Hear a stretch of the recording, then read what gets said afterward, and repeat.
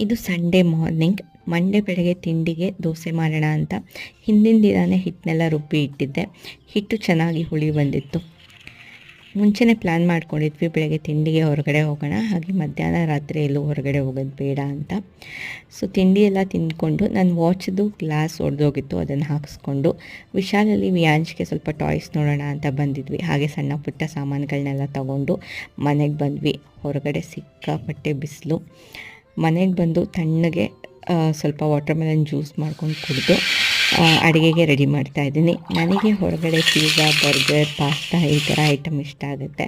ಆದರೆ ನನ್ನ ಹಸ್ಬೆಂಡ್ಗೆ ಏನು ಬೇಕು ಅಂತ ಕೇಳಿದರೆ ಅವ್ರಿಗೆ ಮನೆ ಊಟ, ಅದರಲ್ಲೂ ಸಿಂಪಲ್ ಊಟ ತುಂಬಾ ಇಷ್ಟ ಆಗುತ್ತೆ.